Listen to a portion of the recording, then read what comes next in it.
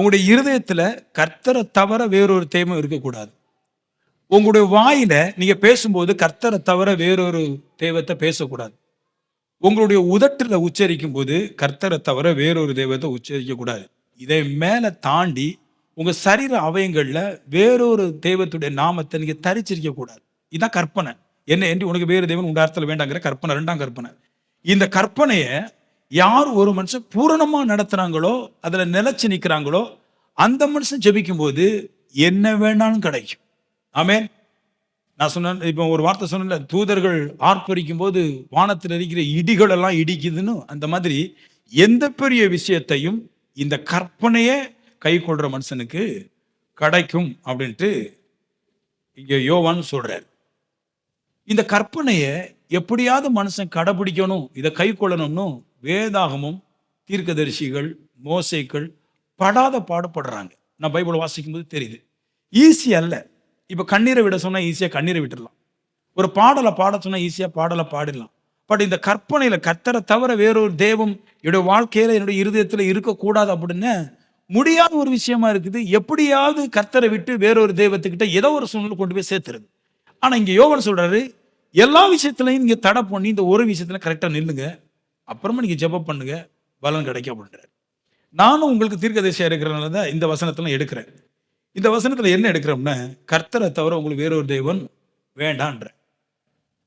இப்ப இந்த பாயிண்ட்டுக்கு ஒரு முக்கியமான கருத்து சொல்றேன்.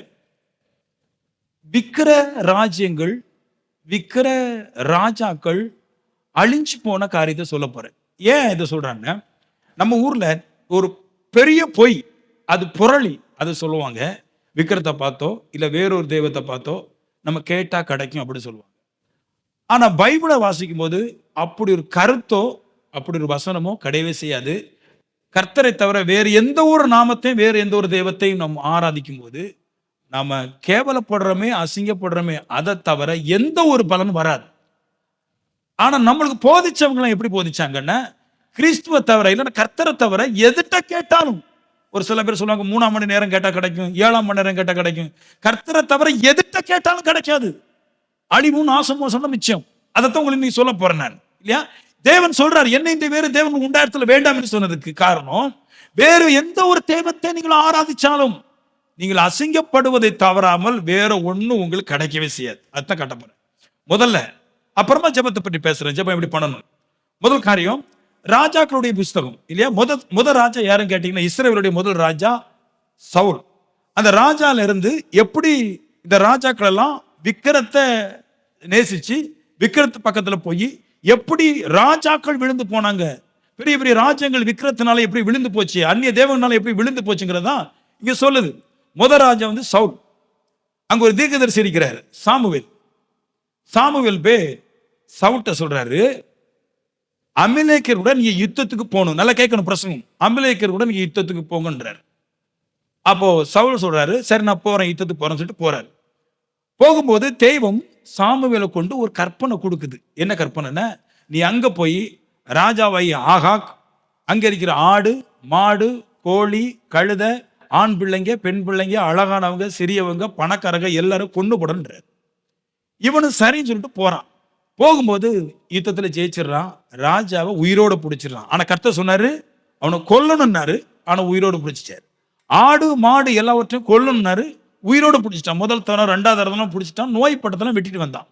இப்ப உள்ள வந்துட்டாரு.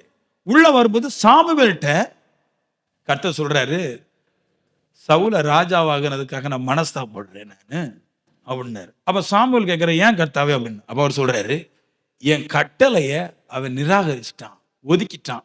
நல்லா கேளுங்க, தேவ கட்டளையை ஒதுக்குறதும் நிராகரிக்கிறதும் கர்த்தரை நிராகரிக்கிறதும் ஒண்ணுதான். கர்த்தர் வேற, தேவனுடைய கற்பனை வேற இல்ல. கர்த்தர் வேற, கர்த்தருடைய வார்த்தை வேற இல்ல, ரெண்டுமே ஒண்ணுதான். தேவன் சொல்றாரு, அவன் எப்ப கர்த்தருடைய கற்பனையை நிராகரிச்சானோ அப்பமே என்ன நிராகரிச்சிட்டான்னு அர்த்தம். இப்படி சொல்லிட்டு இருக்கும்போது சாமுவேல் போறாரு. சாமுவேல் போய் சவுல்ட்ட கேட்கிறாரு. போகிறாரு. போகும்போது முதல்ல சவுல் சொல்றாரு, கர்த்தரால் ஆசீர்வதிக்கப்பட்டவரே நீர் வாரும்னு கூப்பிடுறான். கூப்பிடும்போது சாமுவேல் சொல்றாரு, அதெல்லாம் ஒரு பக்கம் இருக்கட்டு, இந்த ஆடு மாடெல்லாம் சத்தம் கேட்குது, அது என்னன்னு கேட்டான். சாமுவேல் கேட்கிறாரு. அப்போ சவுல் சொல்லுவாரு, முதல்ல சவுல் சொல்லுவாரு, ஏன் கடவுள்னு சொல்லுவாரு. இப்ப கடவுளுடைய பிரமாணத்தை மாறின பின்னாடி உம்ம கடவுளுக்கு பலி செலுத்துவதற்கு முதல் தரம் 2வது தரத்தெல்லாம் கொண்டு வந்தோம். நல்லா கேட்டுருங்க. கடவுள் ஒரு மனுஷனுக்குள்ள வர்றதுக்கு முன்னாடி உன் கடவுள்னு சொல்லுவான். கடவுள் ஒரு மனுஷனுக்குள்ள வந்த பின்னாடி என் கடவுள்னு சொல்லுவான். முதல்ல இவன்ட கடவுள் இருக்கும்போது சொன்னா என் கடவுள்னு சொன்னா, இப்ப கடவுளுடைய பிரமாணத்தை ஒதுக்குன பின்னாடி சாமுவேலை பார்த்து சொல்றான், சாமுவேலே இது உம்ம கடவுள். கடவுள் இருக்கிறவன் இல்லாதவனை பார்த்து ஃபர்ஸ்ட் கண்டுபிடிச்சிடலாம். கர்த்தருடைய வார்த்தையை நிராகரிச்சுட்டான். இப்ப எங்கெல்லாம் போகுது பாருங்களேன். அப்ப கடவுள் உடனே சொல்றாரு, உம்முடைய ராஜ்யத்தை உம்மிடத்துல இருந்து பிடுங்கியாச்சு. ஹலோ, ஏன்னு கேட்பான். நீமே விக்கிர ஆராதனை பண்ணினீர். எல்லாம் படிக்கணும். சாமியார் சொல்றான்னு கேட்டிருக்க கூடாது, போப்பான்ற சொன்னான்னு கேட்காத. ஃபர்ஸ்ட் ராஜா சவுல், அவர் விக்கிரத்தை ஆராதிச்சதுனாலதான் அவருடைய ராஜ்யம் அவருடைய கையிலிருந்து பிடுங்கப்பட்டு அவருடைய சந்ததிகள் ஒரு காலமும் ராஜாக்களை ஆக்க முடியாதபடி ஆக்கி போனது. அப்ப நம்மளுக்கு எவ்வளவு புரளியை பேசுறான் பாருங்க. கல்லையும் மண்ணை அந்நிய நாமத்தையும் வணங்கும் போது இது தருன்ற. ஆனா பைபிள் படிக்கும்போது சொல்றது பெரிய ராஜாவே கீழே விழுந்து போயிட்டான். நல்லா சொல்றாங்க, இருந்ததும் கொடுக்கப்பட்டதும் மொத்தமா போயிடுச்சு. நான் சொல்றேன், நிறைய பேர் சொல்லுவாங்க பாருங்க, என் வீட்டுல என் பிள்ளை சரியில்லை அதனால எல்லாம் போயிடுச்சு, என் புருஷன் சரியில்லை எல்லாம் போயிடுச்சு, என் வேலை சரியில்லை எல்லாம் போயிடுச்சு. இல்லைங்க, அது முற்றிலும் போய். எது சரியில்லை? நீங்கள் ஆராதிச்ச தெய்வம் சரியில்லை. மனுஷன் மேல குறை போடக்கூடாது எப்பவுமே. மனுஷனுக்கு என்ன தெரியும்? ஆடுகளுக்கு ஒண்ணுமே தெரியாது, மேய்ப்பனுக்கு தான் தெரியும். எங்க கொண்டு போய் எங்க தண்ணி இருக்கு எங்க புல் இருக்குன்னு மேய்ப்பன் தான் தெரியும். ஆடுகளுக்கு ஒண்ணும் தெரியாது. மனுஷன் விசுவாசிக்கு ஒண்ணுமே தெரியாது. அவன் பைபிள் படிக்க மாட்டான், சும்மா வேலையை தான் பார்ப்பான். ஆனா சர்ச்சைக்கு வரும்போது போதனையும் போதகனும் சரியா இல்லைன்னு ஜனங்களை விழுந்து போயிடுறான். பைபிள் சொல்லுது 1 சாமுவேல் 15:23 2 பாயிண்ட் சொல்லுது, முரட்டாட்டம் பண்ணுவது விக்கிர ஆராதனைக்கு சமம். நிஜமாட்டே அந்த மனுஷன் ராஜா விக்கிரத்தை ஆராதிக்கல, ஆனா முரட்டாட்டம் பண்ணுனானா. முரட்டாட்டம் பண்ணினதுனால அது விக்கிர ஆராதனைக்கு சமமா இருந்ததுன்னு சொல்லி அவனுடைய ராஜ்யத்தை அப்படியே அவன் இருந்து புடுங்கி போட்டாங்கன்றது. நல்ல கேளுங்க, முரட்டாட்டம்னா என்ன? அதுக்கு ஒரு வார்த்தை சொல்றது, நல்ல கேளுங்க. தன்னுடையது இல்லாத ஏதாவது ஒன்றை தன்னுடையதாக எண்ணி உரிமை கொண்டாடுவது, இதான் முரட்டாட்டம். இங்க நிறைய பேருக்கு இது ஒரு ஃபீல் இருக்கு பாருங்க. அதாவது தனக்கு சொந்தமாட்டே எதுவும் இருக்க, ஒரு தோப்பா இருக்கலாம், ஒரு பணமா இருக்கலாம், இல்லையா, ஒரு பெண்ணா இருக்கலாம், ஒரு புருஷனா இருக்கலாம். தனக்கு சொந்தம் இல்லாததெல்லாம் எனக்கு சொந்தம் சொல்லிட்டு இருப்பான். இப்படி சொல்லும் போது முரட்டாட்டத்துக்கு சமம் அப்படின்றான். இப்போ இது எப்படி விக்கிர ஆராதனை ஆகி போச்சுன்னு அப்படின்னு, விக்கிரன்றது மனுஷனுக்கு சொந்தமானது அல்ல. புரியுதா உங்களுக்கு? ஏதோ ஒரு பொருள் யாருடைய பொருளோ மனுஷனுக்கு சொந்தமானது இல்லாத போல விக்கிரம் மனுஷனுக்கு சொந்தமானது அல்ல. மனுஷனுக்கு தேவன் தான் சொந்தமானது. விக்கிரம் மனுஷனை உருவாக்கல, தேவன் தான் மனுஷனை உருவாக்கிச்சு. ஆனா தேவன் சொல்றாரு என்னை ஆராதினும், அவன் சொல்றான் இல்ல, நான் உம்மா ஆராதிக்க மாட்டேன், உங்களுடைய கற்பனை மீறிட்டேன், எனக்கு முரட்டாட்டம் முக்கியம், நான் எதை வேணாலும் ஆராதிப்பேன், அதுதான் எனக்கு கடவுள்ன்றான். இப்போ கடவுள் சொல்லிட்டாரு, முரட்டாட்டம் என்ன? எனக்கு சொந்தமில்லாத ஒன்றை எனக்கு சொந்தமாக்கி கொள்வது பேர் முரட்டாட்டம். விக்கிரம் மனுஷனுக்கு சொந்தம் இல்லாத ஒன்று, அதை அவன் தனக்கு சொந்தமாக்கி கொள்ளும் போது அவன் முரட்டாட்டம் பண்றான். முரட்டாட்டம் தேவனுக்கு விரோதமா பண்றதுனால தேவனே அவன் நன்மைகள் எல்லாவற்றையும் பிடிக்கி எடுத்துடுறாரு. எல்லாருமே சொல்லுவாங்க, நம்மளுக்கு கர்த்தர் தருவார், இயேசு தருவார், மரியா தரும், விக்கிராதங்கள்லாம் சொல்லுவாங்க, அந்தோனியார் தருவார், ராயப்பர் தருவார், இதெல்லாம் பேசுறாங்க. என்னத்தான் அவங்க எடுத்து வச்சிருக்கான்னு எனக்கு தெரியல. நீங்க ஒவ்வொரு ஊர்லயுமே பாருங்க, அந்தோனியார் இருக்கட்டும், ராயப்பரா இருக்கட்டும், சூசைப்பரா இருக்கட்டும், விக்கிரங்களா இருக்கட்டும், இயேசு விக்கிரங்களா இருக்கட்டும், பிதாவுடைய விக்கிரங்களா இருக்கட்டும், கர்த்தருடைய விக்கிரங்களா இருக்கட்டும், அங்க என்னதான் வச்சிருக்காங்கன்னு தெரியல. ஆனால் மக்கள் அதே பொய்யை நம்புவோம். எல்லாருக்கும் கடன், எல்லாருக்கும் பிரச்சனை, எல்லாருக்கும் வேதனை, ஆனா அதான் நம்புறான். எல்லாருக்கும் நோய், அதான் நம்புறான். நான் சொல்றேன், இது பொய். தெய்வம் விரும்புறது இந்த கொஞ்சோண்டு பணத்தையும் கொஞ்சோண்டு சுகத்தையும் இல்ல. தெய்வம் உங்களுக்கு 12 ரத்தின கற்களால் உண்டாக்கப்பட்ட பரலோக ராஜ்யத்தை வச்சிருக்கிறார். அதான் நிஜம். உண்மையாய் கர்த்தர் ஆராதிக்கனுடைய பரிசு உலகத்திலே விலை மதிக்க முடியாத தங்கத்தினால் உண்டாக்கப்பட்ட வீடுகளில் வாசம் பண்ணுவதுதான் உண்மையான ஆசீர்வாதம். அப்ப இங்க ஒண்ணுமே இல்லாம போய் சொல்றாங்க, கர்த்தர் தருவாரு, அவர் தருவாரு, விக்கிரங்களை வச்சுட்டு அப்படி இப்படி பேசுறான். நான் உண்மையா சொல்றேன், நீங்க கர்த்தரை ஆராதிக்கிறா இருந்தா, கர்த்தருடைய நாமத்தை ஆராதிக்கிறா இருந்தா, நீங்கள் ஒரு காலமும் அவருடைய கட்டளை விட்டு பின்மாறி போக மாட்டீர்கள். ஆமென் சொல்லுங்களேன். கர்த்தர் தான் தெய்வங்கிற அந்த கற்பனையை விட்டுட்டு கர்த்தரை ஆராதிக்கிற மனுஷன் ஒரு காலமும் பின்மாறி போக மாட்டான். நீங்க போகவும் கூடாது. இதுல ஸ்ட்ராங்கா இருந்துட்டீங்கன்னா நீங்க தான் இந்த உலகத்தை ஜெயிக்கிறீங்க. இன்னொரு விஷயத்தை காட்டுறேன், நல்லா கேளுங்க. விக்கிரகனுடைய பவர், அதனுடைய அத்தாரிட்டி, அதனுடைய ஏபிள் என்னதுன்னா, இருக்கிறதையும் வந்ததையும் புடுங்கி விட்டுரும். ஹலோ, ஆமென் சொல்லுங்களேன். ஏன் எப்படி கேட்குறீங்களா? அங்க எல்லா பாவங்கள் இருக்குது, எல்லா பாவங்களும் அவைகளை பிடுங்கி விட்டுரும். இன்னொன்னு சொல்றேன் நான், இதோட இன்னொரு பெரிய விஷயம் சொல்றேன். எல்லாரும் சொல்லுவாங்க பாருங்க, அங்க கிடைக்கும் இங்க கிடைக்கும், அதெல்லாம் சுத்த போய். அவன் பாவத்துல வேலை செய்யறதுக்கு, பாவத்தை அனுபவிக்கிறதுக்கு உண்டாக்கப்பட்ட தன்னிடத்துல இருந்து எடுத்து மக்களை வஞ்சிக்கிறான். ரெண்டாவது பாயிண்ட் சொல்லுது. இன்னொரு ஆளை சொல்றேன், அப்புறமா ஜெபத்துக்கு போலாம். என்னை இன்றி வேறு தேவன்கள் உண்டாத்துல வேண்டாம் சொன்னாரு. அதுல ரெண்டாவது விஷயம், ரெண்டாவது ஆளை சொல்றேன், சாலமோன். தாவீதுடைய குமாரன் சாலமோன் பெரிய ராஜாவாயிட்டார். 40 வருஷம் இஸ்ரவேலை ஆண்டார். பெரிய பணக்காரர், சரியா? அவர் ஆண்டுட்டாரு. ஆளும்போது நல்லா ஆண்டு இருந்தாரு. திடீர்னு பார்த்தா ஆள் ரொம்ப கஷ்டப்பட்டார். அது மட்டும் இல்ல, அவருடைய பையன் 12 கோத்திரத்துல ஒரு கோத்திரத்துக்கு மட்டும்தான் ராஜாவா இருந்தான்.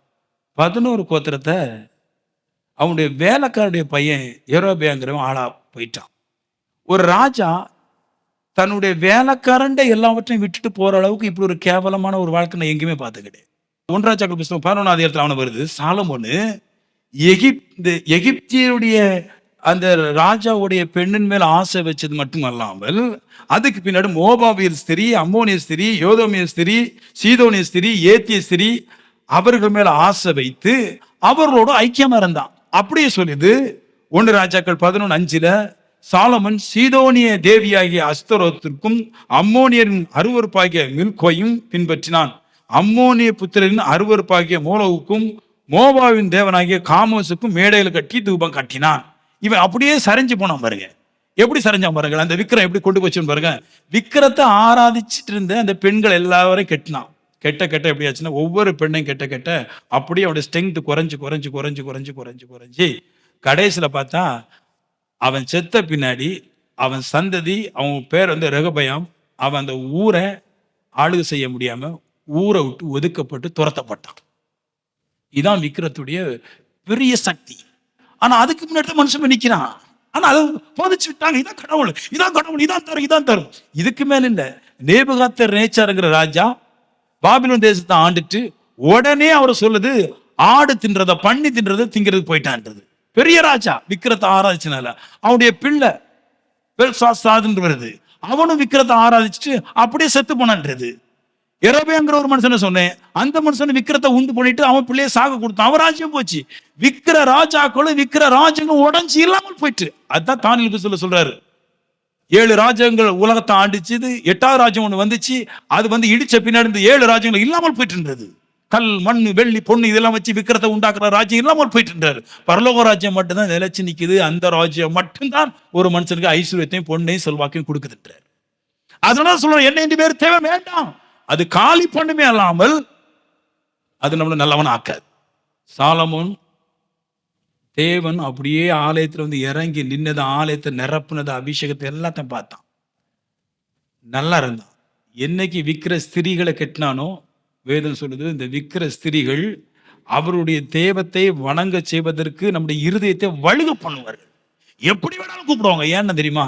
அவனுக்கு மனுஷனை பார்த்து சைட் அடிச்சு உரைச்சி அங்கங்க சுத்தி அதெல்லாம் பண்ணி எடுத்துட்டு, ஆட்கள் கொஞ்சம் மாடலா போனவனு இவ சரியில நிக்காது. நீங்க வந்துருங்க, நீங்க வாங்க, நீங்க சபைக்கு போவாங்க, நீங்க வாங்க, கோயிலுக்கு வரங்க, இங்க வாங்க.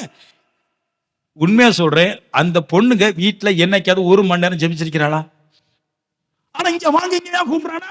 உண்மையில பரிசுத்தத்துக்காக அல்ல, பாவத்தை கூப்பிடுறான். ஏன்னா சாலமோன் 1000 பெண்ணை கட்டி சொல்றாரு, ஒருதி நல்லவில்லை, ஒருதி கூட என்னைய ஏன் கடவுளை ஆராதிக்க சொல்லல, எல்லாரும் அவங்க கடவுளை ஆராதிக்க சொன்னாங்க. சாலமோனுக்கு தெய்வம், சாலமோன் விக்கிர ஆராதனை காரணம் ஆகின பின்னாடி சாலமோனோட தேவர் 2 முறை தரிசனத்துல சொன்னாராம். என்ன சொன்னாராம்? 1 ராஜாக்கள் 11:9 கர்த்தர் சாலமோனுக்கு 2 விஷயம் தரிசனமாகி, அந்நிய தேவர்களை பின்பற்ற வேண்டாம். ஆமென் சொல்லுங்களா, சொல்லுங்க சத்தமா, இன்னும் கொஞ்சம் அந்நிய தேவன் சொன்னாருங்க. இங்கேயாவது நான் சொல்றேன், உங்க இருதயத்துல ஒரு கடுப்பு இருக்கும், என்ன இவரு அந்நிய தெய்வத்துல வணங்க கூடாதுன்றாரு. தேவன் சொன்னார், வசனம் சொல்லுது, 1 ராஜாக்கள் 11:9 சொல்லுது, தெய்வம் 2 முறை சாலமோன் சொன்னாராம், அந்நிய தெய்வத்தை நீ வணங்க வேண்டும் அப்படின்னாராம். ஆனா வேதம் சொல்லுது 2 முறை தேவன் கட்டளையிட்டும் கர்த்தரை விட்டு தன் இருதயத்தை திருப்பி கர்த்தருடைய கட்டளைகளை கை கொள்ளாமல் போனான். அப்பா இல்லையா, பாருங்கண்ணா, வேண்டாமா எனக்கு கர்த்தர் வேண்டாம். கர்த்தரை நேரமே சொன்னாருங்க, கர்த்தரை நேரமே சொன்னாருன்றது. கர்த்தரவே பேசினார் சாலமோன். சாலமோன் என்ன இந்த வேறு தேவன் வேண்டாம், கர்த்தரே பேசின பின்னாடி கூட அவன் இருதயம் மாறல. பிசாசு அந்த அளவு இருதயத்தை மோசமா கடினமாக்கி வச்சிருச்சு. எதையெல்லாம் சின்ன வயசுல இருந்து கேட்டு கேட்டு இதுதான் தெய்வம், இதுதான் தெய்வம், இதுதான் தெய்வம் நிறைய ஸ்திரீகள் புருஷர்கள் சொன்னதை கேட்டு கேட்டு கேட்டு கேட்டு கர்த்தரை விட்டு இருதயம் மாறிச்சு. 2 முறை சொன்னாராம். அப்படி சொன்ன இருதயம் போயிடுச்சு. என்ன, ஒரு கடவுள் எங்க இருக்கிறா, 10 பொண்டாட்டி எங்க இருக்கிறா? ஆமென். ஒரு கடவுள் 2 நேரம் தான் பேசினாரு. 1000 பொண்டாட்டி ஒவ்வொரு நேரம் பேசினாலே 1000 முறை ஆயிருது. எல்லாரும் காமோஸ்க்கு ஒரு ஆலயத்தை கட்டு, அதுக்கு ஒரு ஆலயத்தை கட்டு, இதுக்கு ஒரு ஆலயத்தை கட்டு, அப்படி பண்ணு இப்படி பண்ணு. அவன் பணத்தை எல்லாம் விட்டுட்டு கடைசியில் வேதம் சொல்லுது, இஸ்ரவேல்ல மட்டும்தான் வரி கிடையாது. உலகத்திலே வரி இல்லாத நாடு எது? இஸ்ரவேல் மட்டும்தான். ஆமென். இயேசுடைய காலத்துல ஏன் சொல்லுவார், இயேசுட வரி வந்து கேட்பாங்க, உங்களுடைய போதகர் வரி செலுத்துறாங்களா? வரி யாருன்னா கட்டணும்? சொந்த நாட்டுக்காரன் வரி கட்டக்கூடாது, அந்நியன் தான் வரி கட்டணும். மீறி நம்மகிட்ட வரி கேட்கறான், சோக்கர் போய் நாட்டை நடத்த முடியல, ஏதோ மீனை பிடிச்சி வரியை கொடுனார். அப்போ வரி இஸ்ரவேல்ல கிடையவே செய்யாது. ஆனா இயேசு கிறிஸ்துக்கு முன்னாடி வரி வந்த காலம் சாலோமுடைய காலம். பெண்களுடைய பேச்சை கேட்டு கேட்டு விக்கிரத்தை வணங்கி வணங்கி வணங்கி வணங்கி தெய்வத்துடைய நன்மைகள் இல்லாம போயிடுச்சு. அதனால மனுஷன் தனக்குள்ள ஐடியா போட்டு வரியும் வட்டியும் போட்டு தண்ணி வரி, ரூட்டு வரி, நம்ம நாட போட்டு கடவுள் இல்லைல்ல, தண்ணி நம்ம ஊர்ல வரியெல்லாம் இருக்கு பாருங்க, ரோட்டு வரி, இது ஒரு வரி ஆகுமாங்க? ரோடே இல்லை, ரோட்டு வரி. வீட்டு வரி, நிறைய பேருக்கு வீடே இல்லை. இப்படி மனுஷன் மாதிரி வாங்கி வாழ்க்கையை நடத்துறோம். போய் கர்த்தரை சொன்னா கேட்க மாட்டேன். 2 முறை சொல்லி கேட்கல. இந்த கர்த்தர் விக்கிர ஆராதனைக்காரன் கர்த்தரவே சொன்னாலும் கேட்க மாட்டான். எத்தனை பேர் சொல்றீங்க, கர்த்தர் சொன்னா கர்த்தரே வந்து நேரம் சொன்னா ஒண்ணு செய்வாங்க, அடிச்சு பேசுவேன். அந்த ஆத்மாவுக்கு சாப்பாடு போடுவான் தெரியுமா? விக்கிராதனுடைய பெரிய பவர் என்னன்னா, ஒரு ஆத்மா வந்தா கனவுலயே சொப்பனத்திலே எங்க ஒரு ஆத்மா பார்த்தா ஆத்மாவுக்கு சோறு போடுவான். அவனை படிப்புனா அப்படி அதை சொல்றாரு பாருங்க. இதை நான் விளக்கிட்டு அப்புறம் பிரசங்கத்துக்கு போறேன் நான். ஆமேன்னு சொல்லுங்களேன். ஏங்க ஆத்மாவுக்கு சாப்பாடு போடணும்? இங்க ஆத்மாவுக்கு என்ன வயிறா இருக்குது, இல்ல தொப்பை இருக்குதா? ஆத்மாவுக்கு சாப்பாடு போடணும். ஆனா ஆத்மாவுக்கு சாப்பாடு போடுறானே அவன் மூளை கட்டவன் பாருங்க. கடவுளே வந்திருந்தாலும் அவனுக்கு அந்த கடவுளுக்கு சோறு போடுவான், ஆத்மாவுக்கு சோறு. நல்லா கேளுங்க, இதை நான் உங்களுக்கு விளக்கம் படிக்க சொல்றேன். எதுக்குன்னு, கண்டிப்பா கர்த்தரை தவிர எதையுமே நீங்க ஆராதிக்க கூடாது. கடவுள் சொல்ற அவருடைய கற்பனையை கேட்டுட்டு அவரை தவிர வேற ஒன்றும் ஆராதிக்க கூடாது அவர் சொல்றாரு, அதை அப்படியே கேட்டுங்க. விக்கிர ஆராதனைக்காரே கர்த்தர் வந்தாலும் கர்த்தர் சொன்னதை கேட்க மாட்டான், கர்த்தரை நம்ப மாட்டான். அதுக்கு ஒரு எடுத்துக்காட்டுக்கு சாலமோன் சொன்ன இன்னொரு விஷயத்த சொல்லிட்டு போறேன். ஏன்னா ஏன் அப்படி சொல்றோம்னா, விக்கிரத்தை நீங்க வணங்குனா கண்டிப்பா நீங்க கர்த்தரை வெறுப்பீங்க. அதெல்லாம் சொல்ல, என்னைய வெறுக்கிற மாதிரி இருந்துட்டு என்னதான் ஜெபம் பண்ணணும் கிடைக்க. இவன் பாருங்களேன், ஒரு ஐஸ்வர்யவான் கதையை காட்டுறாங்க லூக்காவில். ஒரு பெரிய ஐஸ்வர்யவான் இருக்கிறான், லாசர்னு ஒரு மனுஷன் இருக்கிறான். கொஞ்ச நாள் 2 நல்லா இருந்து செத்து போயிடுறான். ஆமென். லாசர் கஷ்டப்பட்டு சாவறாரு, ஐஸ்வர்யவான் நல்லா இருந்து செத்துடுறாரு. இப்போ லாசர் வந்து ஆபரோடைய மடியில் இருக்கிறாரு. ஒரே இடம் தான், கொஞ்சம் கொஞ்சம் மாற இடம். இவரு ஐஸ்வர்யவான் நரகத்தில் கிடக்கிறார். ஆனா அவங்க பேசுறது பார்க்கறதெல்லாம் இருக்குது, ஒரு பிளவு மட்டும்தான் இருக்குது, பேசலாம் பார்க்கலாம். அப்ப ஐஸ்வர்யவான் சொல்றாரு, இங்க ரொம்ப எரியுது. ஹலோ சொல்லுங்க, ரொம்ப எரியுது, ஏதாவது கொஞ்சம் தண்ணியை தெளிச்சு அப்படி வர முடியுமான்னு கேட்டான். அதுக்கு அப்புறம் சொல்லுவான், இங்க இருந்து யாரும் அங்க வர முடியாது, அங்கிருந்து யாரும் வர முடியாது, தேவையில்லாத விஷயம் அவனு. அப்போ உடனே அவனுக்கு ஒரு திட்டம், ஒரு யோசனை அவனுக்கு பிறகுது, உள்ளே ஒரு யோசனை பிறகுது. எனக்கு 5 சகோதரர்கள் உண்டு, அவனு என்னைய மாதிரி இந்த இடத்துக்கு வந்துடக்கூடாது. அதனால உங்க மடியில் இருக்கிற அந்த லாசரை அப்படியே எந்திரிச்சு அனுப்பி விடும், ஊர்ல இருக்கிற அண்ணன் தம்பி எல்லாம் கேட்பான்.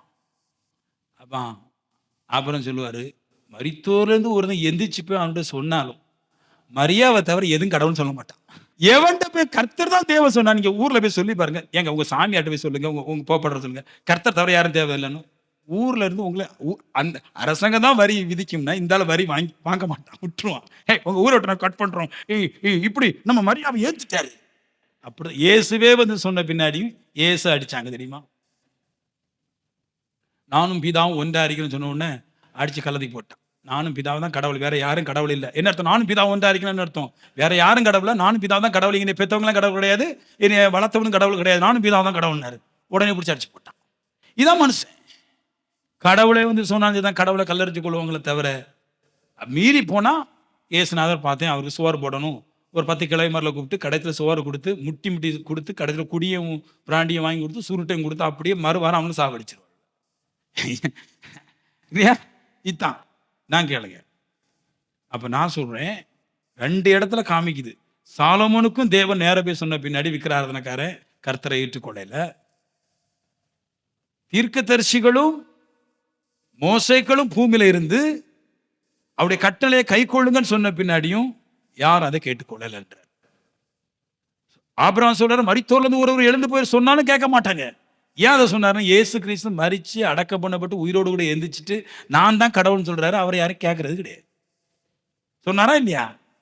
உயிரோடு கூட எந்திரிச்சிட்டு நான் தான் கடவுள்ன்றார், என்னைய பாருங்கன்றார், நான் எடுத்துக்கொள்ள போறேன்றார். பெத்தானியில இருந்து பாருங்க, அந்த மலையில இருந்து நான் மட்டும் தான் உயிரோடு போக முடியும் அப்படின்றாரு. கட்டுக்கதை நம்பாதுங்க. யாரும் கேட்கலையே. வேதம் சொல்லுது, கடைசியில் அவர் சொல்லிட்டு சொன்ன பின்னாடி 540 பேர் இருந்தாங்களாம். அவர் போன பின்னாடி பெந்தகோஸ்து நாள் வந்த போது 120 பேர் இருந்தாங்களாம். கடைசியில் பார்த்தா 12 பேர் தான் இருந்தான். ஹலோ, ஏய், புரியுதா சொன்னது? 12 பேர் தான் நிச்சயம். அப்புறமா சேர்ந்தவங்க எல்லாம் இயேசு சொன்ன வார்த்தையை கேட்டு கேட்கல. சீசர்கள் பலத்த அற்புதம் செஞ்சதுனால, கால் போனோம்னா ஒட்டுனதுனால பின்னாடி போனதா, அது விசுவாசத்துல போகல. அப்போ விசுவாசத்துல யாரும் போகல. நல்லது நடந்துச்சு, கால் இருந்தா இப்ப கால் வந்துச்சு, சரி அவர் சொல்றதை கேட்டு நடப்போம், இப்படிதான் போனாங்க. விசுவாசத்துல யாரும் நடக்கல. விசுவாசத்துல கடைசி வரைக்கும் 12 பேர் தான் இருந்தான். நீ வேண்டிக் கொள்வதற்கு நினைப்பதற்கு மிகவும் அதிகமாய் கிரியை செய்யற பலத்த வல்லம் என்றது. நான் கேட்கறதெல்லாம் கேட்காதெல்லாம் கர்த்தர் தருவார் என்ற தீர்க்க தரிசனத்துல என்ன வேணாலும் செஞ்சிடலாம். அது இந்த உலகத்துல சொற்ப நாளுக்கு ஏதோ வாங்கி தரும், கொஞ்ச நாள்ல போயிடும்.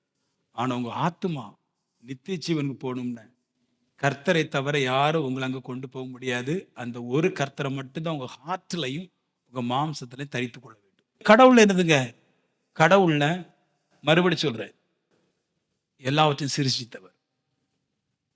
கடவுள்ல பரிசுத்தர். தாவீதுடைய குமாரன் சொல்றாங்களே, எப்படி இந்த வார்த்தை தாவீதுடைய குமாரன் சொல்றாங்களே, இந்த தாவீதுடைய குமாரனை தாவீதே ஆவில நிரம்பி கர்த்தர்னு சொல்லியிருக்கும் போது எப்படி கர்த்தர் தாவீதுக்கு குமாரனா வர முடியும்? தாவீதான் சொல்லிருக்கிறான், எனக்கு ஒரு சந்ததி பிறக்கும், ஒரு 40 தலைமுறை பின்னாடி, தாவீதுக்கு பின்னாடி 12 தலைமுறை, 12 தலைமுறைக்கு ஒரு பிள்ளை பிறக்கும், அது வந்து என்னுடைய பிள்ளை இல்ல, கர்த்தர் பிறப்பாரு அப்படின்னாரு. சொல்லுங்க, இப்ப நம்ம கொண்டாடிட்டு வந்துருக்கீங்க கர்த்தர் பிறந்தார். யாரு சொன்னாலும் கேட்காத, கர்த்தர் மட்டும்தான் தெய்வம். Be strong, remain in him, அவருக்கு நிலைச்சிரு. ஆமென்.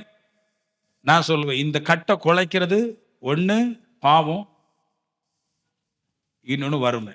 பாவமும் வறுமை வந்தா கர்த்தரை விட்டு போகாத, கர்த்தர்ட்ட நில்லு, கர்த்தர் கொடுப்பார். ஃபர்ஸ்ட் இதுல நின்றுடுங்க, இல்லைன்னா சரிஞ்சிரும், பொருளாதாரம் இருக்கிறது போயிடும். பூவையும் மாலையும் வச்சு ஒரு ஆராதனை நடத்துறான், அதை போய் கேட்டிருக்க கூடாது. கர்த்தர் தான் தெய்வம். இந்த சத்தியத்தை எவருக்காக விட்டு கொடுக்க மாட்டேன், நான் ஸ்ட்ராங்கா இருப்பேன். நான் கர்த்தர் என் ஜெபத்துக்கு பலன் தருவார். இப்ப ஜெபத்துக்கு போறேன். இந்த கற்பனையில நீங்க இருக்கணும். ஏன்னா நிறைய பலவீனங்கள் அதுல இருக்குது, சாபங்கள் இருக்குது. இப்போ அதை அப்படியே ஜெபத்துக்கு கொண்டு போற மாதிரி. ஏன்னா இந்த கற்பனையில ஜெபம் இருக்குது, அத ஒரு இடத்துல இதை பற்றி போதிக்கும் போது அந்த ஒரு இடத்துலையும் அழகா இதை பற்றி போதிச்சு வச்சிருக்கிறார். லூக்கா 18 அதிகாரம். சோர்ந்து போகாமல் எப்பொழுதும் ஜெபம் பண்ண வேண்டும். ஜெபம் எப்படி பண்ணணும்? சோர்ந்து போக கூடாது, ஒண்ணு. ரெண்டாவது, எப்பொழுதும் ஜெபம் பண்ண வேண்டும். உண்மையான ஆவிக்குரியவன் சோர்ந்து போக மாட்டான், ஜெபத்துல எப்பொழுதும் ஜெபம் பண்ணுவான் அப்படின்றாரு. அப்படி சொல்லிக்கிட்டு ஒரு உதாரணம் சொல்றாரு. அந்த உதாரணத்துல இருந்து சொல்றேன் பாருங்க. ஒரு பட்டணத்துல ஒரு நியாயாதிபதி இருந்தான். நல்லா கேட்கணும். அந்த நியாயாதிபதி இருந்த அந்த ஊர்ல ஒரு விதவையும் இருந்தான் அப்படின்றது. அவன் அவனிடத்துல போய், எனக்கும் என் எதிராளிக்கும் இருக்கிற காரியத்தில் எனக்கு நியாயம் செய்ய வேண்டும் என்று விண்ணப்பம் பண்ணார். போய் விண்ணப்பம் பண்ணிட்டான். 2 பேருக்கும் ஒரே ஊர். ஆமென். ரொம்ப நாளா விண்ணப்பம் பண்ணிட்டு இருக்கான். சோர்ந்து போகாம விண்ணப்பம் பண்ணிட்டு இருக்கிறான். இடைவிடாமல் விண்ணப்பம் பண்ணிட்டு இருக்கான். பைபிள் அதில் சொல்லிட்டே வருது. எல்லா நாளும் விண்ணப்பம் பண்றான். ஆனா அந்த நியாயாதிபதியை குறித்து சொல்லுது, அவன் தேவனுக்கு பயப்படாதவன், மனுஷனை மதியாதவன் அப்படின்னு, இல்லையா? ஆனா அதுல ஒரு க்ளூ கொடுத்திருக்கிறாங்க. அந்த நியாயாதிபதியும் அவளும் ஒரே ஊருக்காரங்க. இங்கதான் பிரச்சனை வருது. ஆமென் சொல்லுங்களேன். 2 பேரும் ஒரே ஊருக்காரங்க. இவன் பல வருஷம் இல்லைன்னா பல மாசம் பல நாட்களா அந்த நியாயாதிபதிட்ட போயிட்டே இருக்கிறான். நாளுதோறும் போய் ஜெபம் பண்ணாங்க. நாளுதோறும் எல்லா நேரங்களும் எப்பொழுதும் அவன்கிட்ட போய் விண்ணப்பம் பண்ணிட்டு இருந்தா ஓயாம குறைஞ்சிட்டு இருந்தான்னு சொல்றது. அவர் சொல்றாரு, அலட்டி கொண்டுட்டே இருக்கிறா அப்படின்னு சொல்லிட்டு விட்டுருக்கலாம்ல, இல்லையா? இந்த நியாயாதிபதி விட்டுருக்கலாம். ஏன் நீ போமா, உனக்கு ஒன்றும் செய்ய முடியாது போயிரு சொல்லிருக்கலாம். ஆனா சொல்ல முடியல. ஏன் சொல்ல முடியும்? தேவனுக்கு பயப்படாதவன், மனுஷனுக்கு மதிக்காதவன் சொல்லிருக்கலாம். ஏன் நீ அந்த போன்னு சொல்லிருக்கலாம். நான் அப்படி சொல்லல. ஏன்னா 2 பேரும் ஒரே ஊருக்காரங்க. இப்ப இவன் பாக்குறான். முத நாள் இங்க போகுது அந்த அம்மா நியாயாதிபதி போய் சொல்லுது, எனக்கு என் சத்துருக்கும் இருக்கிற நியாயத்தை முடின்னு சொல்லுது. அவனும் ஒண்ணு சொல்லல, போயிட்டான். 1 வாரம் வந்துச்சுங்க, 1 மாசம் வந்துச்சுங்க, 6 மாசம் வந்துச்சுங்க. அவன் ஒண்ணு சொல்லல, விட்டுட்டான். நல்லா கேளுங்க. இப்போ விட்டவன் கரெக்டா கண்காணிக்கிறான். நியாயாதிபதி என்ன பண்றான்? ஒரே ஊருக்காரன், ஒரே ஊருக்காரி. இந்த அம்மா எங்கெல்லாம் போயிட்டு பாருன்னு கண்காணிக்குது. நல்லா புரிஞ்சுடுங்க. இவன் எங்கெல்லாம் போயிட்டு வார, இந்த மனுஷன் எங்கெல்லாம் இதெல்லாம் போயிட்டு வர கண்காணிக்கிறான். ஏன்னா ஒரே ஊருக்காரங்க. இந்த மாதிரி ஒரு விண்ணப்பத்தை வச்சுட்டு விண்ணப்பத்துக்கு பதில் கொடுக்கணும். ஏன்னா சத்துரு பெருசா இருக்கிறான், அவனோட மோதணும், அவனோட வாங்கி கொடுக்கணும். பிரச்சனை பெருசா இருக்கும் போது இது உண்மையா பொய்யா, இந்த விண்ணப்பம் உண்மையா பொய்யா, நம்மகிட்ட வர்றது உண்மையா பொய்யா வராலும் நித்தமும் இந்த மனுஷன் ஆலோசிச்சுட்டு இருக்கிறான், யோசிச்சுட்டே இருக்கிறான். யோசிச்சுட்டு இருக்கும் போது நியாயாதிபதிட்டு போய் விசாரிச்சவ ஒரு நாள் கூட வேறொரு நியாயாதிபதிட்ட அவ போய் விசாரிக்கல. அதான் பாயிண்ட். புரியுதா? நல்லா கேட்டுங்க. நீங்க ஒரு ஆள்கிட்ட ஒண்ணு கேட்டீங்க வைங்களேன், அதை ஒரே ஆள்கிட்ட கேட்டுட்டே இருந்தா அவங்க கொடுப்பாங்க. இது புரிய மாட்டேன்னு சொல்றேன். உங்களுக்கு ஒரு 4 ஃப்ரெண்ட் இருக்காங்க வைங்களேன், ஒரு 50,000 ஒரு கடன் கேட்குறீங்க, சரியா? நீங்க 50,000 கடன் கேட்கும் போது நீங்க ஒரே ஆள்கிட்ட கேட்டுட்டு இருந்தா அந்த ஆள் நினைக்கும் நம்மளை தவிர அவளுக்கு வேற யாரும் கிடையாதுன்னு நினைக்கும். நீங்க 4 பேர்கிட்ட போய் திருப்பி பணத்தை மாற கேட்கும் போது அவங்க நினைப்பாங்க நம்மளை தவிர வேறொரு ஆள் இருக்குது, அவங்க பார்த்துக்கிடுவான்னு விட்டு விடுவாங்க. இந்த அம்மா என்ன செய்யுதுன்னா, இந்த நியாயாதிபதிட்ட நாள்தோறும் இந்த ஒரே நியாயாதிபதிட்ட எப்பொழுதும் எல்லா நேரங்களும் விண்ணப்பம் பண்ணதுனால நியாயாதிபதிக்கு இருதயம் இழகிவிட்டது. இதான் கற்பனை. என்ன இன்றி வேறு தேவன் உண்டாயிருக்க வேண்டாம் என்ற கற்பனை எங்க சேர்க்கிறார் இயேசு கிறிஸ்து? அந்த நியாயாதிபதி சிஸ்டத்துல சேர்க்கிறார். ஒரே நியாயாதிபதி அவன் நித்த போய் கேட்டதுனால நியாயாதிபதி மனம் இறங்கி கொடுத்துட்டாரு. நம்ம அப்படி கிடையாது. இன்னைக்கு கோவளத்துல போய் கேட்போம், நாளைக்கு கன்னியாகுமரியில போய் கேட்போம். அப்படி போக கூடாது. கர்த்தர் ஒருவர் தான் தேவன். அவர் ஒருவர்கிட்ட நீங்க கேளுங்கன்றார். அவர் ஒருவர்கிட்ட நில்லுங்கன்றார். அவர் ஒருவர்கிட்ட விடாதீங்கன்றார். எப்பொழுதும் கேளுங்க, இரவு பகலும் கேளுங்கன்றார். அதான் ஜெபம். விதவை எப்பொழுதும் சோர்ந்து போகாமல் எப்பொழுதும் ஜெபம் பண்ணணும். விதவைக்கு முதல்ல சொல்றேன், சோர்வு வரும். சோர்வு மனுஷனுக்கு வர்றதுக்கு 2 பாயிண்ட் இருக்கு. ஒண்ணு பண பிரச்சனை, இன்னொன்னு பாவ பிரச்சனை. ஆமேன்னு சொல்லுங்களேன். மனுஷனை தோல்வியில கொண்டு போடுற இந்த 2 தான், வேற எதுவும் போடாது. பணம் இல்லைனாட்டும் மனுஷன் அவுட்டு. என் மாம்சத்துக்கு மாம்சம் கிடைக்கலனாலும் மனுஷன் அவுட்டு. இவளை குறித்து சொல்லுது, இவ விதவை. இவ இந்த 2 பாயிண்ட்ல இருக்கிறான். ஒண்ணு புருஷன் இல்லாத விதவை. அப்படின்னா பொருளாதார சிக்கல் அவளுக்கு எப்பவும் நித்தம் இருந்துட்டு தான் இருக்குது. ஆனா அந்த சிக்கல்ல சாக்குப்புக்கு சொல்லாமல் நியாயாதிபதியை நித்தம் பார்த்தாள். நான் சில பேர் போன் பண்ணி கேட்பேன், சிஸ்டர் எனக்கு சபைக்கு வரல, அது கொஞ்சம் பண பிரச்சனை, அதனால சர்ச்சைக்கு வர முடியல, அவுட்டு. ஹோ, இப்ப என்ன ஆச்சு? உன்னை பண பிரச்சனை, உன் நியாயாதிபதியாக இயேசு கிறிஸ்துவை விட்டு வேறொரு இடத்துல கொண்டு போகும்படிக்கை ஆக்கி விட்டது. இந்த ஸ்திரீ அப்படி இல்ல, பண பிரச்சனை பல நாள் இருந்துச்சு. ஆனா என் நியாயாதிபதி தீர்ப்பு சொல்ற வரைக்கும் அதே நியாயாதிபதி தான் அவ போனான்றது. எத்தனை பண பிரச்சனை எனக்கு விரோதமா வந்தாலும் என் கர்த்தரை விட்டு நான் யார்ட்டும் போக மாட்டேன். அந்த ஸ்ட்ராங், இந்த அஸ்திபாரம் ஒரு மனுஷன் அப்படியே வேற விட்டு கொண்டு போயிரு.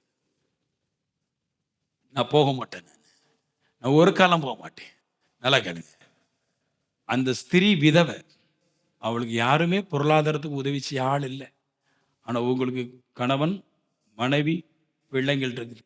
இன்னைக்கு இல்லாட்டி கூட நாளைக்கு சம்பாதிச்சு கொள்ளலாம். இந்த நல்ல கட்டுப்பாட்டுல இருக்கிற நீங்களே நியாயாதிபதியாக இயேசு கிறிஸ்துவிட்ட செம்மையா வரலன்னு நீங்கள் ஜெபத்துல நன்மைகளை பெறுறது அரிதாகி விடுது.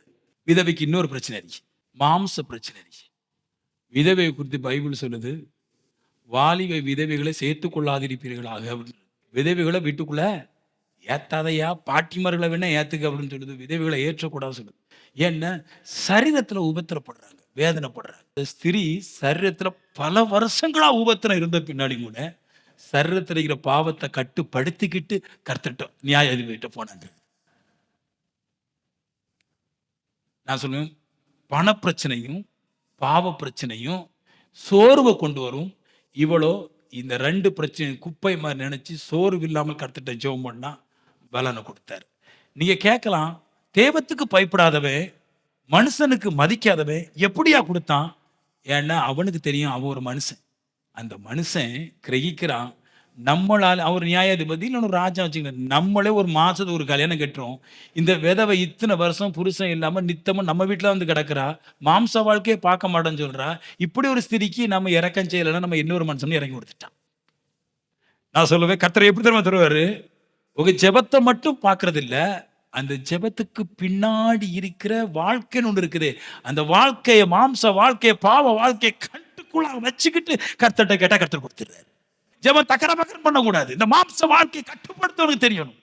என் கணவன் இல்லாட்டி நான் பரிசுத்தமா இருக்க தெரியும், மனைவி இல்லாம இருந்தாலும் பரிசுத்தமா இருக்க தெரியும். இந்த பரிசுத்தம் தான் நியாயாதிபதிக்கு இரக்கத்தை கொடுத்தது. சில நிகழ்வுகள் மனுஷனுடைய இருதயத்துல இரக்கத்தை ஏற்படுத்துகிறது. இந்த விதவையுடைய சூழ்நிலை அப்படி இருக்குது. படும் கஷ்டம், படும் மோசமான வாழ்க்கையில இருக்கிறா. ஆனா கர்த்தரை தேடுறதுல அவ குறவே வைக்கல. அப்படியே எடுத்து இப்படியே அள்ளி போட்டாரு. அப்படி சொல்லிட்டு பைபிள் சொல்லுது, அநீதியான நியாயாதிபதியே இவ்வளவு ஒரு இரக்கம் உள்ளவரா இருந்தால் கிருபையை அளவில்லாமல் வச்சிருக்கிற தேவன்ட நீங்க நித்தமும் ஓயாமல் கேட்டால் அவர் தராமல் இருப்பது எப்படி? நீங்க மிஸ் பண்ணிட்டீங்க நிறைய கர்த்தர்ட்ட வாங்குறது தெரியுமா? உங்களை கண்ணீர் விட சொன்னாங்க, ஆனா உங்க பாவத்தையும் உங்க பொருளாதாரத்தையும் நீங்க பெருசா நினைக்காமல் கர்த்தரை பெருசா நினைக்கும் போது கர்த்தர் கொடுத்துறாரு. அப்படியே அந்த வசனத்துல பேசிட்டு வரும்போது சொல்லுவாரு, லூக்கா 18 மனுஷகுமாரன் வரும்போது விசுவாசத்தை காண்போரோ. என்னது விசுவாசம் சொல்றாரு? ஒண்ணு, மாம்சத்தை கட்டிப்படுத்தி கர்த்தரோடு இருப்பது, பொருளாதாரத்தை கட்டுப்படுத்தி தேவனோடு இருப்பது. இந்த ரெண்டும் விசுவாசத்துல முக்கியமான இடம் பிடிக்குது. மூணாவது விசுவாசம், இரவும் பகலும் ஓயாமல் ஜெபம் போனது விசுவாச வாழ்க்கை. இந்த 3 விசுவாச வாழ்க்கையை மனுஷகுமாரன் காண்பாரோ. நான் சொல்லுவேன், கர்த்தர் வரும்போது என்னிடத்துல பார்ப்பார். ஆமென். இப்பவும் பார்ப்பாரு, கர்த்தர் வரும்போது என்னிடத்துல பார்ப்பாரு. நான் எல்லாவற்றையும் நிராகரித்து தேவனுடைய சமூகத்துல நித்தமும் ஜெபிக்கிறவனா இருக்கிறபடினால அவர் வரும்போது என்னை கண்டு சந்தோஷப்படுவார். ஆமென். நீங்க உங்களை தயார்படுத்திக் கொள்ளணும். நான் சொல்ல, நீ அழுதா கிடைச்சாது விட்டு அந்த உபதேசம் வேண்டாம். சபைக்கு போனா கிடைக்க சொல்லுவாங்களே, அது கொஞ்சம் தான். ஆனா சபையில சொல்லப்படுதே கர்த்தருக்கான இப்ப ஒரு பவர்ஃபுல் வாழ்க்கை இருக்கு, அதை வாழும் போதுதான் கர்த்தர் என்னை பார்க்கிறார். நான் சொல்லுவேன், 10ஓட 11 இருக்க நான் விரும்பல, 10ல நம்பர் 1 இருக்க விரும்புறேன். அப்ப கண்டிப்பா நான் போராடி தான் ஆகணும். ரெண்டகம் பண்ணுவது பில்லி சூனியத்துக்கு சமம், முரட்டாட்டம் விக்கிராரத்துக்கு சமம். ரெண்டகம் பண்ணுவது பில்லி சூனியம் சமம். பில்லி சூனியம்னு என்ன தெரியுமா? ஒரு குடும்பத்தை கெடுக்கிறது. அதுக்கு பேர் தான் பில்லி சூனியம். மேஜிக் ஆக்ட்னு வருது, இல்லைன்னா விச் கிராஃப்ட்னு வருது, இல்லை சாஸ்திரஸ்னு வருது. இது எல்லாமே இந்த பில்லி சூனியம் சம்பந்தப்பட்டு தான் பேசுறாங்க. இது என்ன செய்யும்னா ஒரு குடும்பத்தை காலி பண்ணிடும். சரியா? நல்லா இருக்கிற குடும்பத்தையே காலி பண்ணிடுவான், இல்லைன்னா தேவத்தோடு இருக்கிற மனுஷனை காலி பண்ணிடுவான். ரெண்டகம் பண்ணுவது பில்லி சூனியக்கு சமம். ரெண்டகம் என்னதுன்னா கேளுங்க, ரெண்டகம் என்ன சொல்லுது? பைபிள் இருந்து தான் சொல்றேன். நான் பைபிள் டிக்ஷனரி புரட்டி தான் சொல்றேன். ரெண்டகம்னு ஒரு ராஜ்யத்துல 2 பிரிவினை உண்டாக்குற கலகம். இதுக்கு பேர் தான் ரெண்டகம். நாடு நல்லா தான் போயிட்டு இருக்கு, சொந்த நாட்டிலேயே எதையாவது பேச்சு கலகத்தை உண்டு பண்ணிடுவான். இதுவும் சூனியம் ஒன்று தான். சூனியம் செஞ்சாலும் வீடு நாசமா போயிடும். ஒரு வீட்டுக்குள்ள வரக்கூடாத வந்தவன வீடு நாசமா போயிடும், இல்லையா? அப்படி போலத்தான் உங்களுக்குள்ள வரக்கூடாத சாமியாரு, வரக்கூடாத போப்பாண்டர் வாழ்க்கை முடிஞ்சு, வரக்கூடாத புருஷன் வாழ்க்கை போச்சு, வரக்கூடாத மனைவி எல்லாம் போச்சு. வரக்கூடாத புருஷன், வரக்கூடாத போப்பாண்டவரும், இவங்க 2 பேரும் பேய்க்கு சமம் தான். புரியுதா? இதங்க போட்டிருக்கு. ரெண்டகம் பண்ணுவது பில்லி சூனி இது சமம். என்ன வந்தாலும் அவர் ஒரு தான் நம்புவோம். நான் என்னைய அடி, என்னை மிதி, நான் கர்த்தரை விட்டு வர மாட்டேன். புருஷன் அடிப்பான் சின்ன நேரத்தில், அடிக்கிறியா அடிச்சுக்க, கர்த்தரை விட்டு வர மாட்டேன். பிள்ளைங்கள் பேசும், நான் கர்த்தரை விட்டு வர மாட்டேன்.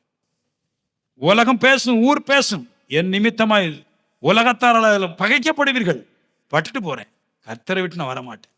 இப்போ இந்த வேதனையோடு உடனே ஜெபத்தை பண்ற பலன் மொத்தமா இருந்து விசுவாசத்தை காண முடியுமா? அவரை அன்றி வேறொரு தெய்வம் இருந்தால் அங்கே பாவத்தை தவிர வேற ஒன்று இருக்க. அதுக்கு சொல்றேன், புரியுதா? அவரை அல்லாமல் வேறொரு தெய்வம் இல்லை. நீங்க நாம ஏதோ அறியாமைனால நிறைய கத்துக்கிட்டோன்றதுக்காக அது தேவனா இருக்க முடியாது. தேவனா இருந்தால் பாவத்தை செய்வதற்கு அனுமதிக்காது. பைபிள் சொல்றதை நம்பு. கர்த்தர் தான் தெய்வம். அவரை ஏற்றுக்கொண்டனா உன் பிள்ளைங்கள் பரிசுத்தமா வாழும். நீ பரிசுத்தமா இருக்கலாம்.